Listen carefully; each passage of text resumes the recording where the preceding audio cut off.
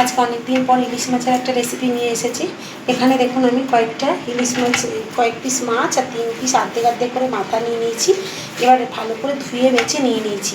এবার এই ইলিশ মাছটা আমি নুন নিয়ে নিয়েছি, একটু নুনটা বেশি করেই মাখাবো, মানে খুব বেশিও না, আবার তাহলে নুন পোড়া হয়ে যাবে। মাখিয়ে এর মধ্যে একটু হলুদ আর একটু কাঁচা তেল মাখিয়ে এটা আমি রেখে দেবো। এবার এটা আমি কিছুক্ষণের জন্য মাখিয়ে রেখে দেবো।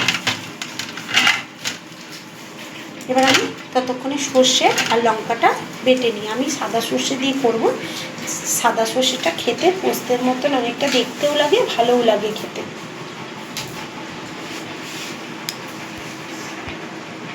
সাদা সর্ষে নিয়ে নিয়েছি আর 2টো লঙ্কা নিয়েছি, বেশি নিইনি, যেহেতু আমি এখানে লঙ্কা লাস্টে চিড়ে দেবো।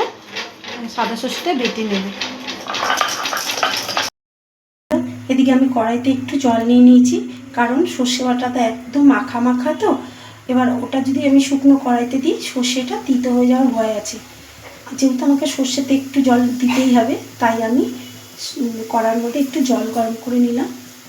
আর মাছটা যাতে সিদ্ধ হয় তার জন্য একটু জল দিতে হবে, তাই আমি একেবারে কড়াইতে একটু জল গরম করে বসিয়ে দিয়েছি। নুন হলুদ মাখানো মাছটার মধ্যে সর্ষে মাখিয়ে নেব। কড়াইতে জলটা আপনারা অল্পই নেবেন, কারণ মাছটা সিদ্ধ হবে, তো তাই একটু জল দিতেই হবে।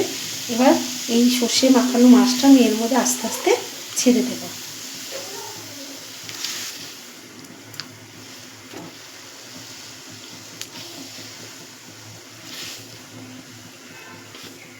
দিয়ে দেবো এই কাইগুলো।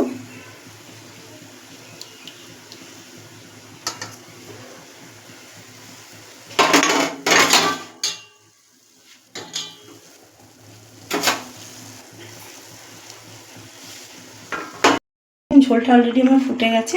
এর মধ্যে আমি 3টে কাঁচা লঙ্কা চিড়ে দিয়ে দিচ্ছি, আর দিয়ে দেবো একটু সর্ষের তেল ওপর থেকে।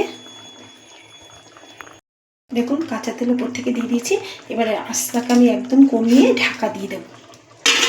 ঢাকা দিলে কি ইলিশ মাছের যে ভাপের গন্ধটা বা ইলিশ মাছের যে সেন্টটা, সেটা উড়ে চলে যায় না, আর খেতেও খুব টেস্ট হয়। বন্ধুরা, আমরা কিছুক্ষণ পর প্রায় 5-10-15 মিনিট পর আমরা ঢাকনাটা, যেহেতু আমার আঁচটা একদম কমানো ছিল, তাই আমি 10-15 মিনিট পর আমি ঢাকনাটা খুলে দেখেছি কতটা ঝোল টেনে গেছে দেখুন, আর ঘন হয়ে গেছে। এবার আমি এর মধ্যে দিয়ে দেবো সামান্য পরিমাণে একটু চিনি, যাতে স্বাদটা আসে। সামান্য একটু দিয়ে দেবো, দিয়ে আর 2-3 মিনিটের মতন ঢেকে রাখবো। ঝোলটা টেনে গেলে